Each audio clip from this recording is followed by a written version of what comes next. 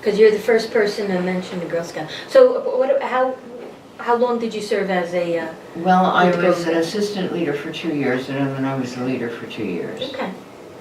And we started with the Brownies, and Judy Patticity was the leader, and I was the...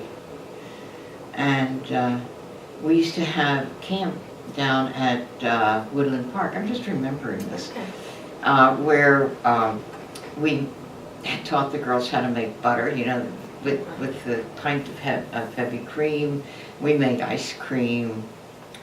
We did all kinds of things like that down there for 2 weeks. Did Woodland Park have a pond in it at one point? I don't ever, I remember hearing about it, but I don't ever remember seeing it. Okay.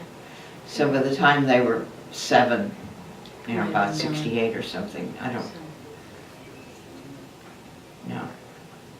But we had, you know, we had, where that Western Station was, we had a big supermarket there. Mm-hmm. And then it went to, it was, at one point it was a Basics, Oh, yeah. Mm-hmm. you know. But then, and I think it was a Grand Union at first, you know.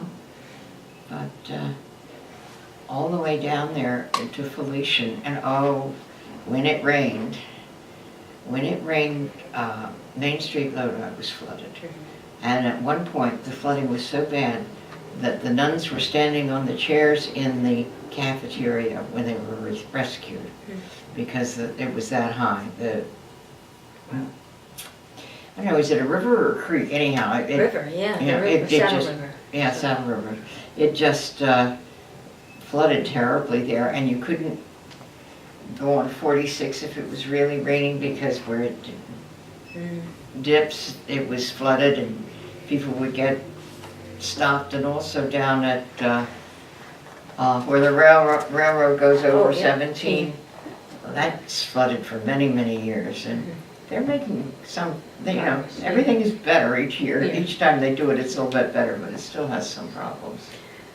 All right, so one last question. So overall, how much has Hasbro Kites changed since you moved here? Not as much as you might think.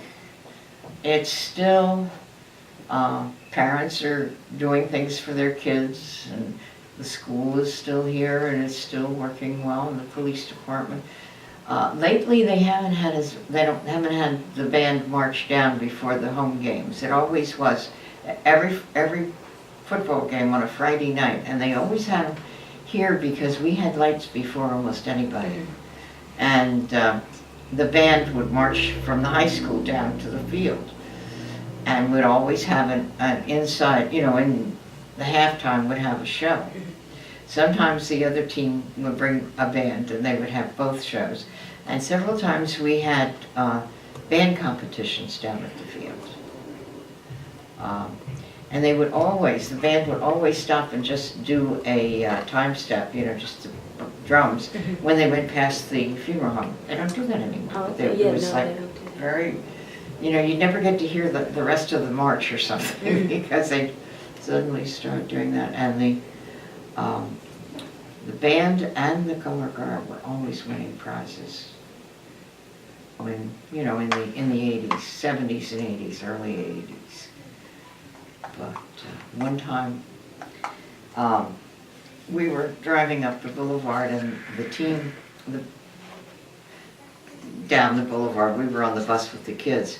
The kids opened the windows and started yelling, "We're number one, we're number one." And a couple of the people who were really football parents looked around and said, "What? What's happening? We didn't know there was a game." Well, there wasn't a game, it was a band competition.